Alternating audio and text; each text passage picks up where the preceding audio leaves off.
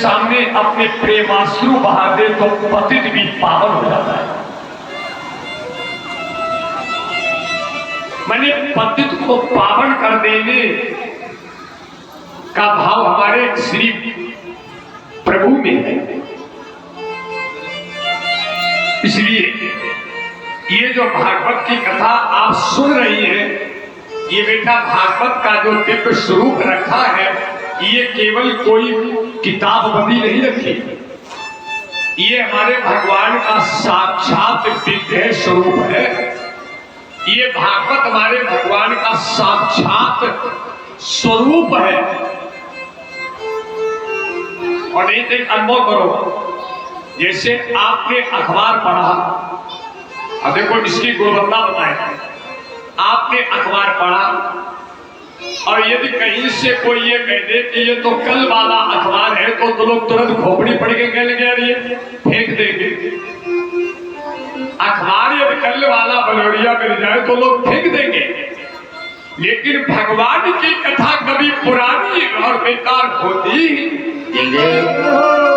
हर समय ये जिज्ञासा बनी रहती है कि हमें कथा सुनने को दोबारा आप कहां, कैसे और कितनी जल्दी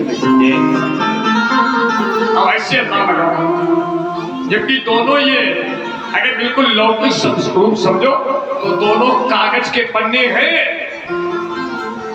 लौकिकता में बेटा दोनों कागज हैं, लेकिन अब इस कागज के अंदर यदि परमात्मा का विशेष रूप समाना नहीं है तो ये कागज पढ़ते पढ़ते हमें कभी तृप्ति होती है। अखबार पढ़ने के बाद में पुराना हो जाता है, लेकिन राम कथा और कृष्ण की लीला कभी पुरानी नहीं होती।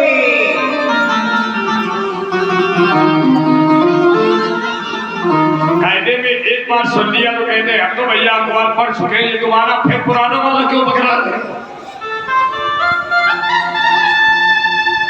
कितना भाव। श्री राम चरणाम भुजंचरी भगवत भूषण कलि कलि कलि पावनावतार श्रीमद तुलसीदास जी महाराज जी ने जो राम कथा का निर्माण किया है, उसकी एक एक पंक्ति में मनुष्य के जीवन की कल्याण की भावना छिपी।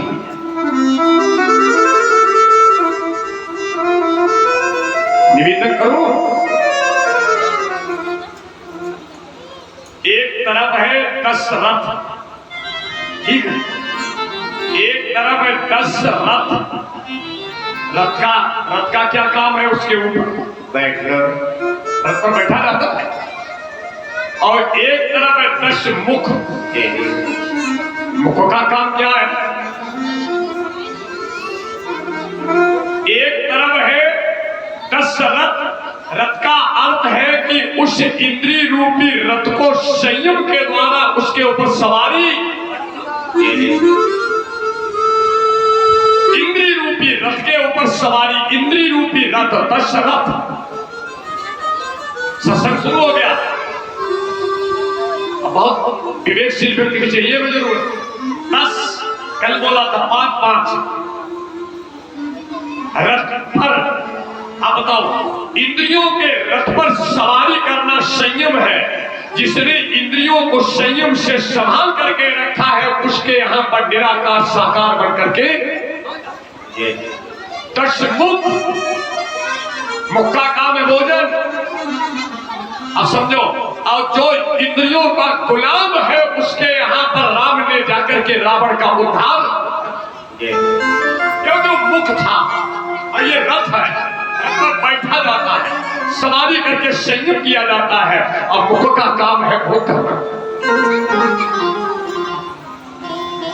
2 बिंदु इधर देखे बेटियां हमारी बहने,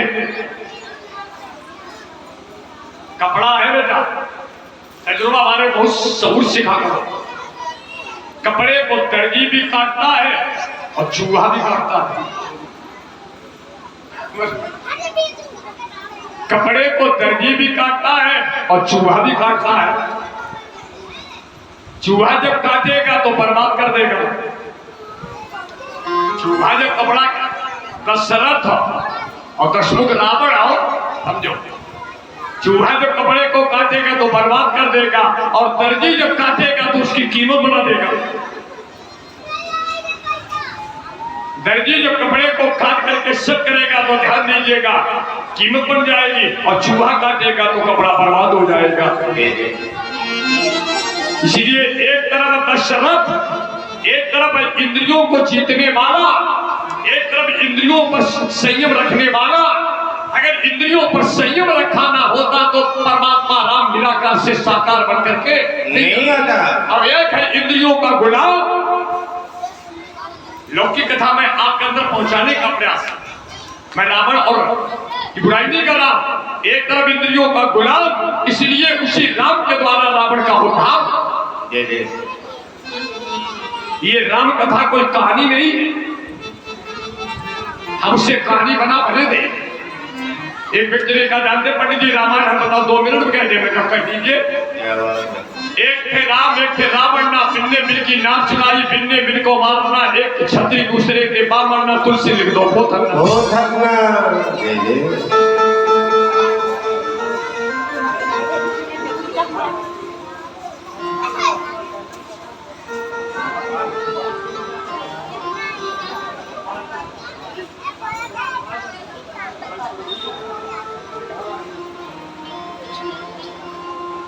समझिए आप, एक व्यक्ति कहने का रामायण कुछ ही नहीं।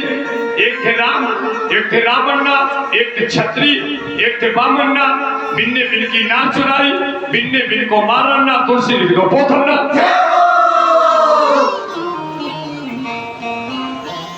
हो गई रामायण।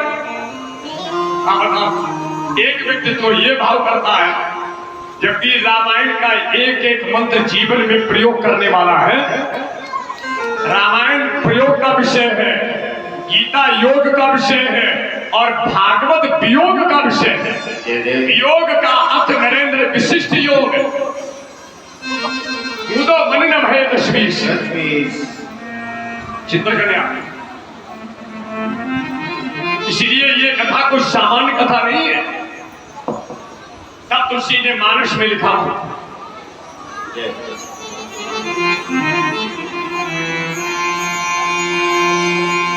भव सागर चाह पार जो पावा, भव सागर चाह पार जो पावा, तो राम कथा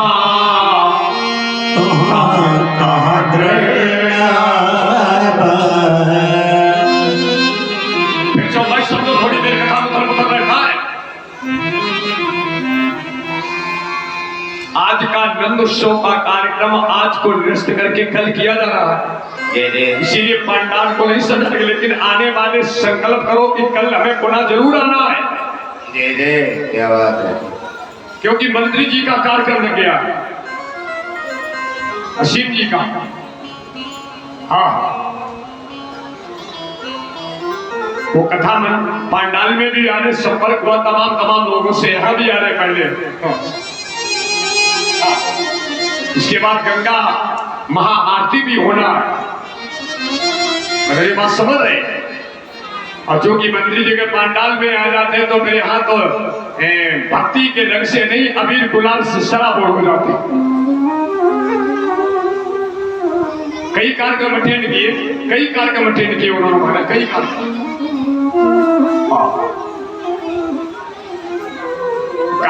इसलिए इस कार्यक्रम को आज स्थगित करके कल दोनों कार्यक्रम एक साथ होंगे। गोवर्धन पूजा भी होगी और नंद उत्सव भी होगी। भाई अब यहाँ कार्यक्रम प्रारंभ हो जाता, वो अपने यहाँ तो भक्ति के नशा में लोग चकाचक हो जाते हैं। तो आज आपको सौभाग्य मिल रहा है, गंगा महाआरती भी होगी। कार्यक्रम आप थोड़ा समय के पहले रुकेगा, लगभग 5:30 बजे रोक दिया जाएगा। इसके बाद महाआरती भी है, और महाआरती के बाद में कल की तैयारी भी है। चलो दोहरा लाभ हो गया, लेकिन आने वालों को ध्यान दीजिएगा, हम तुम नहीं कर रहे, लेकिन हम अपनी तरफ से सुबह संकल्प दिला रहे हैं।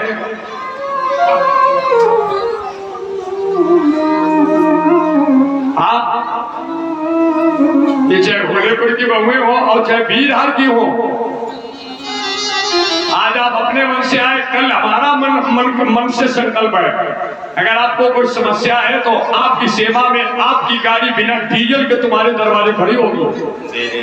ये बहुएं सुन ले पहले बारी हिंदी बात। सब्जी बहुत अच्छी लगती है तो सब्जी बिल्कुल तैयार है।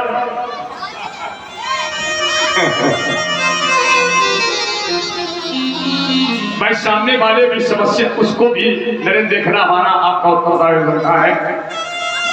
जो मुझे आज साथी रहना कहीं से कोई गाइडलाइन मिली है और वो अपने कार्यक्रम में कुछ समय के पहले यहाँ आएंगे, मूल तरीके से उन्होंने अपने वाले ही समय दे दिया और उसके बाद वो मुँह कर बात ये थी। तो बात बड़ी मार्मिक चली, सुने आप। तुलसी दादा ने का भव सागर चाह पार जो पावा,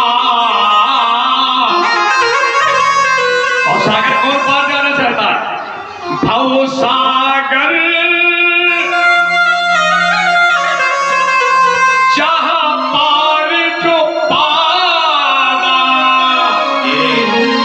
तो राम कथा कहाँ कहाँ करना।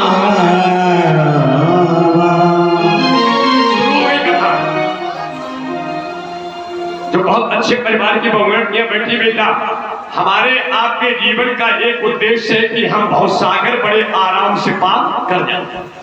महाराज जी गीता का प्रवचन कर रहे थे, मैं एक शब्द सुनकर के बड़ा एकदम द्रवित हो गया। उन्होंने कहा जिनके जीवन में सतो गुण है, सतो गुण वाले व्यक्ति को मरने के बाद में निश्चित ही मनुष्य योनि दाविश मिलती है। सतो गुण वाले को, जो शाकाहारी है, सतोगुणी है, उनका जब जीवनांत होता है तो निश्चित ही अगला जन्म मुश्किल होता है। तो आप अपने मन में संकल्प करें, पाप तो जिंदगी भर कमाते रहे, पाप तो जिंदगी भर कमाते रहे, पुण्य कुछ तो करो जिंदगी के लिए, और हाथ हिंसा के खातिर चलाए सदा, हाथ हिंसा के खातिर उठाए सदा, जोड़ दो इनको अब बंदगी के लिए। अगर मनुष्य योनि दोबारा फिर प्राप्त करना है तो निवेदन क्या मैंने किया, पाप तो जिंदगी भर कमाते रहे, पुण्य कुछ तो करो जिंदगी के लिए, और हाथ हिंसा के खातिर चलाए सदा, हाथ हिंसा के खातिर चलाए सदा, छोड़ दो इनको अब बंदगी के। हमारे बच्चे को कोई थप्पड़ मार दे कितनी तकलीफ होगी, और किसी के बच्चे को काट कर पे मैंने खाया है उस अम्मा से पूछो। वो तो बेटा अपने प्रारब्ध के प्रभाव से बोल नहीं पा रही है, लेकिन मेमे कर रही है।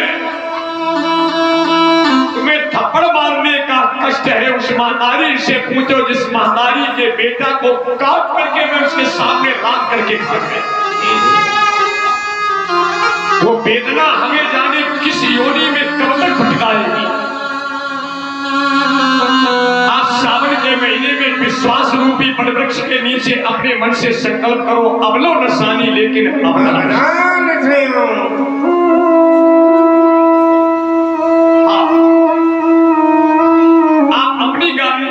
बगल वाला यदि नहीं मान रहा है तो कोई बात नहीं, लेकिन आपके अंदर सद्भाव है तो आप अपना संकल्प कर ले। परिवार बहुत बड़ा है, उसमें एक व्यक्ति ऐसा भी हो सकता जो नहीं मान रहा है, लेकिन तुमने यदि मान लिया है तो एक दिन समझो तुम्हारी भक्ति का इतना प्रभाव होगा, वो नहीं उसका पाप मानेगा। तो अपने विश्वास पूर्वक सौदा करते हैं, फिर हमारा उस टीलियां उसको अनायास ही उस कर्म से हटा करके इधर मुड़ गई।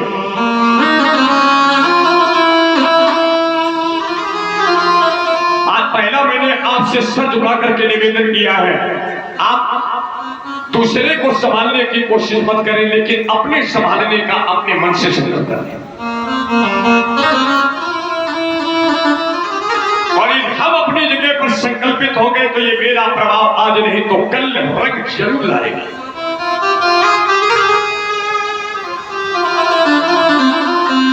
और सागर पार जाने के लिए कौन सी चीज है? अब देखो, पहले सूत्र समझ में कथा तो सुनाएंगे भी आपको। भव सागर चाह, पहले तो चाह बनाओ, पार जो पावा, जो भव सागर पार जाना चाहते वो संकल्प करे।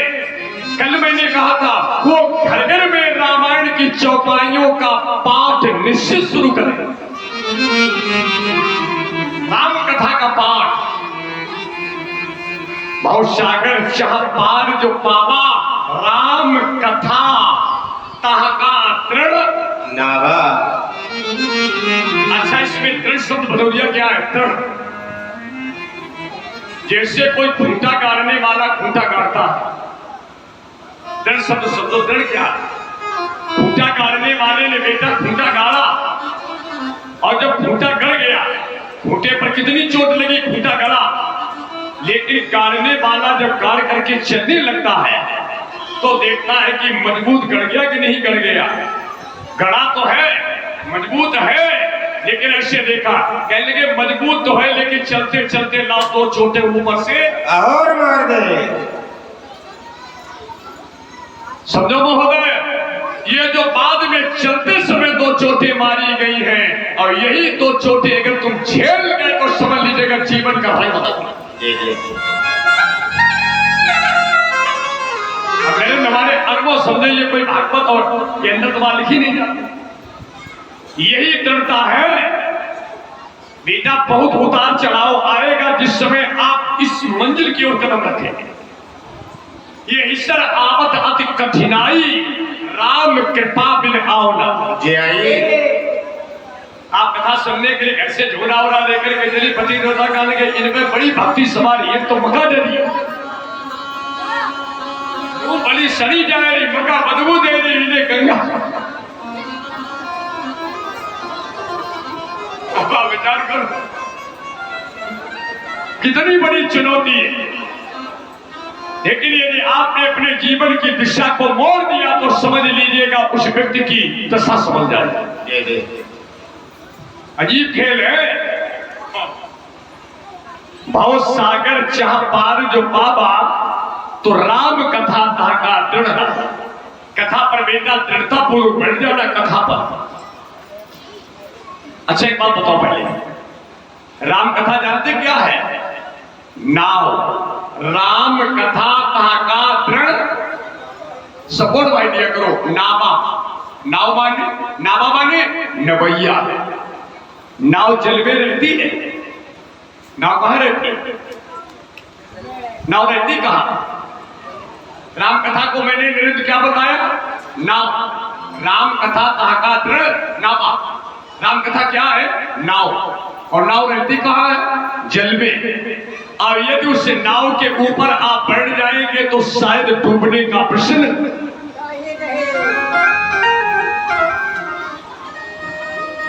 ये राम कथा बेटा नाव है, नाव।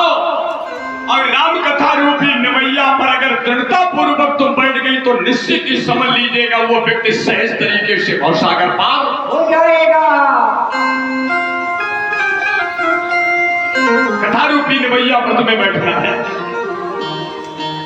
चिंता करना थोड़े विषय। दूसरा प्रमाण हमारा सुनो साहब से। संसार में तो होगे, अगर भगवान की कथा रूपी नाव पर बैठ गए तो संसार में तो होगे, पर संसार तुम में नहीं होगा। जैसे नाव पानी में तो है,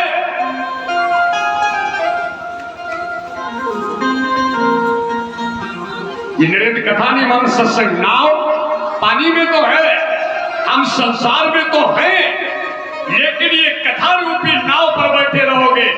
यदि पानी में नाव चल रही है तो हम संसार में हैं। अगर नाव में पानी नहीं जा सकता है तो संसार में रहते हुए सांसारिकता मेरे अंदर भी प्रवेश कर सकती है। अब इसके लिए बहुत आध्यात्मिक व्यक्ति की आवश्यकता है। साहब सिंह जी, संसार में है लेकिन संसार मेरे अंदर नहीं हो सकता है। जगत में है लेकिन जगत मेरे भीतर नहीं है।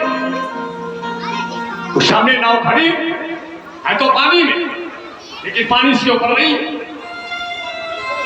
विचार करें, संसार में है, जगत में है। दूसरा संकेत यह है, नाव बाहर से तो जल में डूबी है। उत्तर देखना, नाव बाहर से तो जल में इतने इतने से छपाका ले रही है, लेकिन नाव अंदर से खाली है। पानी तक वो लेवल है, अजीब खेल चल रहे हैं। पानी तक बेटा आपको संसार स्पर्श कर रहा है, झटका दे रहा है, लेकिन नाव अंदर से खाली है। कुछ कहो,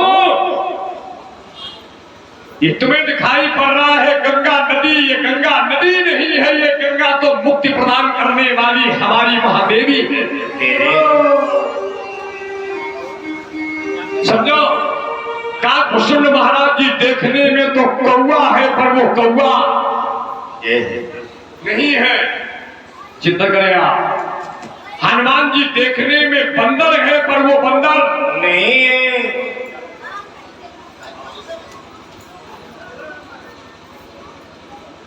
क्या 3:30 बज गए लगा?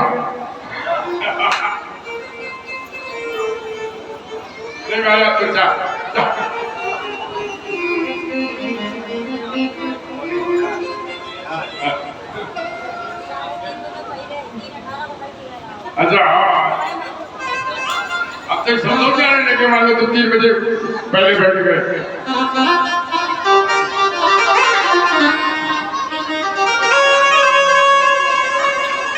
जय श्री राम। भगवान राम जी देखने में तो राम का शरीर है, लेकिन राम जी जानते क्या है? राम सच्चिदानंद दिनेशा। बेटा तुम्हें कम से कम बात पकड़ी पड़ होगी। राम का देखने में शरीर है, लेकिन राम सच्चिदानंद दिनेशा है। देह चिदानंदमय देह तुम्हारी। अब समझिए क्या बोल गए हम? वो देखने में कौवा है, लेकिन वो काकभूषण कौवा। देखने में तो ये नदी है, वैज्ञानिक लोग नदी मानते हैं, लेकिन बेटा ये नदी नहीं है। ध्यान दीजिए, हनुमान जी देखने में बंदर है, लेकिन दृष्टि भेद मत कर देना, वो देखने में बंदर है, लेकिन बंदर नहीं है। राम का देखने में शरीर है, लेकिन शरीर होते हुए भी राम सच्चिदानंद दिनेशा। शरीर है लेकिन वो सच्चिदानंद। कितने बिंदु पर मैं चर्चा कर गया, ध्यान दें आप। अगर वो सच्चिदानंद नहीं है तो नाम लगाओ साहब। ईश्वर यदि नहीं है तो फिर उनके दाढ़ी मूछ होना चाहिए, लेकिन दाढ़ी मूछ रामकृष्ण के कहीं है ही नहीं। ये बताओ, अजीब खेल है। वो तो हर समय किशोरा अवस्था में रहते हैं। हमारी तो अवस्था घटती और बढ़ती है, लेकिन वो घटने बढ़ने वाला नहीं है। किशोर अवस्था में रहना, यही लोगों का अंदर भ्रम है। बताओ, राम जैसे थे वैसे हैं, वैसे रहेंगे, लेकिन हम जैसे थे वैसे नहीं है। बुढ़ापा से बचने के लिए लोग लाख कोशिश करते हैं कि हमें कोई क्या कहते हैं कि ये बुढ़े हैं, लोग टाई लगा लेते हैं, सर्जरी करा लेते हैं। लेकिन राम जी तो बिना टाई के किशोरा अवस्था में जब देखो जहां देखो दिखाई पड़ रहे हैं।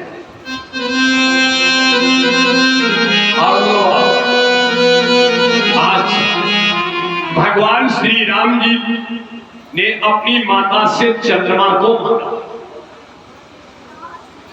इसी जगह तो कथा थी बाबूजी, कहां पर? रामचंद्र जी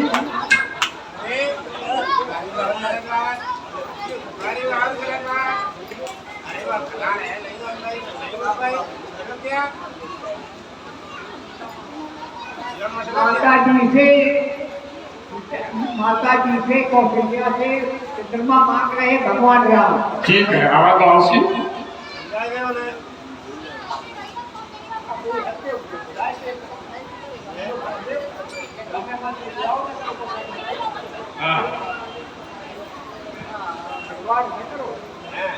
माता जी ने कहा चंद्रमा को लाना मुश्किल है, तब रामचंद्र जी ने कहा तुमने तो रामचंद्र भूमि पर उतारे।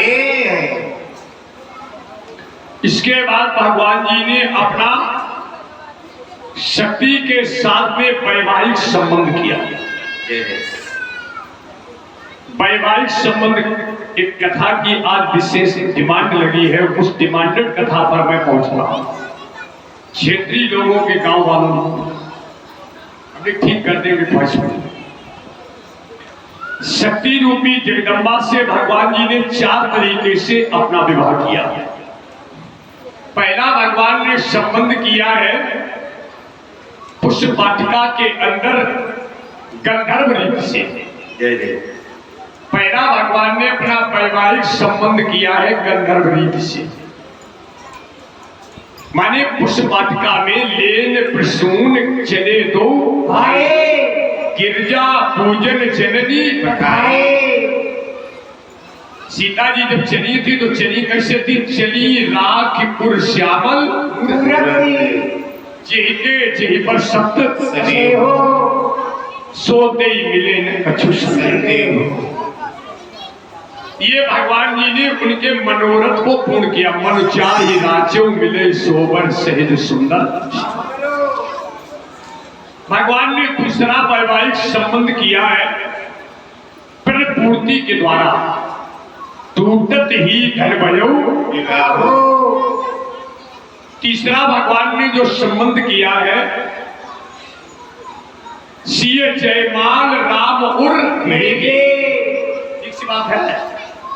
चौथा प्रभु ने जब इस संबंध को पुष्ट किया है तो प्रमुदित मुनि ने भामरे फेरी, भामरे भी पड़ी, माला भी पड़ा, और मां भगवती के मंदिर में सीता जी की कामना की पूर्ति के लिए प्रभु जी ने दिव्य दर्शन दिया। भगवान का विवाह ये शक्ति ब्रह्म मिला। अब आपसे फिर बात कहूं, पहली बात तो किसी मंदिर और अपनी अलमारी में तमाम मूर्तियों को रखना नहीं चाहिए, और तमाम मूर्तियां यदि रखी है तो कभी भी मूर्ति में दृष्टि भेद करके पूजा। पहली बात तो मंदिर में या किसी आप अपने पूजा स्थल पर तमाम मूर्तियों को रखें ना, और अगर रख रही है तो कभी भी उसमें भेदभाव से पूजा न करें। कभी कभी लोग कह देते हमने मूर्तियां रख तो सब ली है लेकिन बिहारी जी के अलावा हमारा कोई। देखो, जैसे पति आपका यदि सर्वेश्वर है, पति यदि आपका सर्वेश्वर है तो देवर भी तो कुछ है। पति यदि तुम्हारा सर्वेश्वर है तो देवर तो भी कुछ है। हमारी बात समझ नहीं? माने ये तुमने बिहारी जी को सर्वेश्वर माना है तो साथ में जो शंकर जी की प्रतिमा रखी है उसका भी तो कोई स्थान निश्चित है। या तो रखिए नहीं, और रखिए तो फिर अंदाज लगा वो सर्वेश्वर है, तो फिर आप आखिर ये भी कोई स्थान को प्राप्त करने वाला ईश्वर है। अजीब है। पहली बात तो जितने सिद्ध साधक हैं कभी मूर्ति में भेद दृष्टि से पूजा करते ही नहीं, क्योंकि शंकर ही हनुमान है और हनुमान ही शंकर है, राम ही श्याम है और श्याम ही राम है। चाहे पूर्णागिरि कह लो, चाहे वैष्णव मैया कह लो, वो सब एक ही बेटा चित्त। इसलिए सीता जी ने अपना वैवाहिक संबंध किया, इसके बाद में बारात गई। वहीं पर भगवान राम के मनोरथ को पूरा करने के लिए चारों वैधानिक तरीके से भाइयों का विवाह हुआ और विवाह होने के बाद में भगवान जी वापस आए। कुछ समय के अंतराल में जगत के कल्याण के लिए भगवान को वनगमन, जगत के कल्याण के लिए प्रभु को वन में जाना पड़ा। जब भगवान वनवासी का रूप लेकर के चले, अक्रूर महाराज को सुमंत्र महाराज जी को विदा किया और भगवान जी कहां पर पहुंचे? देखिए आप, धीरे धीरे रथ चला इधर अवध की ओर, उधर तीर सुरसरी के पहुंचे राज किशोर। आज हमारे रकुल भूषण भगवान राम जी गंगा के पावन तट पर खड़े।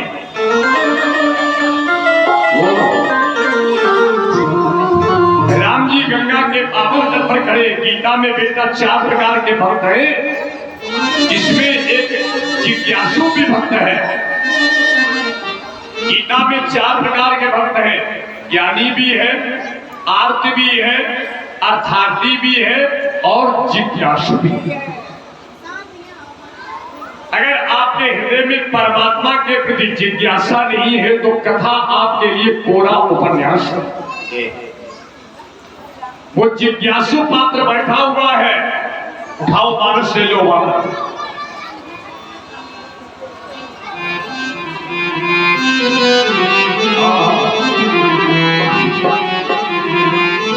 मागी नाओ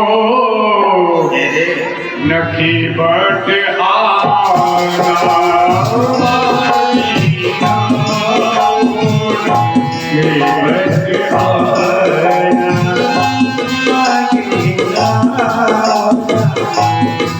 बट आना।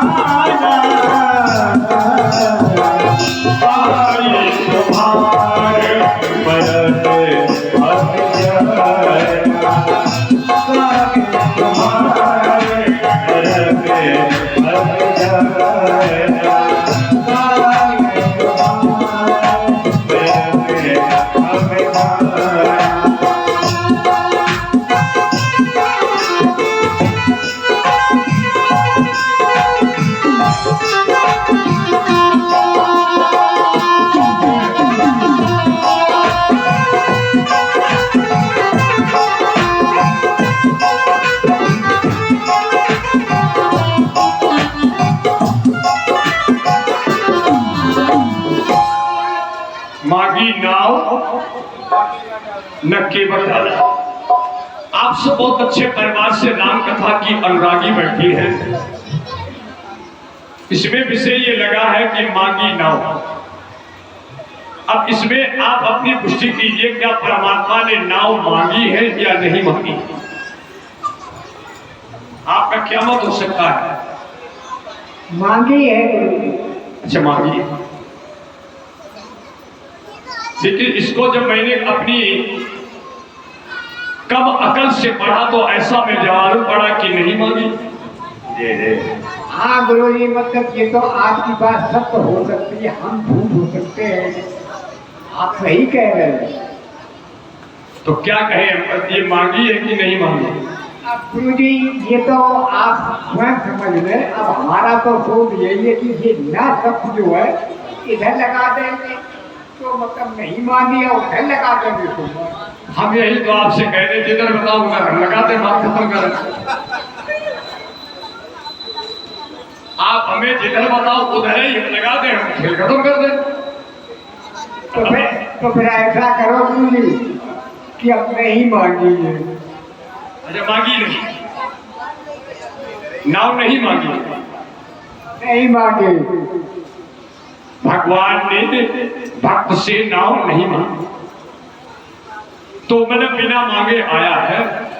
बिना मांगे आया है गुरु। क्या आप ये अपनी बात दिल से स्वीकार कर सकते हैं? अब गुरु जी अब दिल से तो हम स्वीकार तो नहीं कर सकते, लेकिन अब क्या बताएं, करना पड़ेगा हमें। किसी ने कहा मांगी नाव, ये ना दीजिएगा, ना करवा दी। ना शब्द ने विद्वानों के अंदर एक ऐसी असमंजस की स्थिति पैदा कर दी है कि विद्वानों को अपने को संभालना मुश्किल पड़ा। खूब आनंद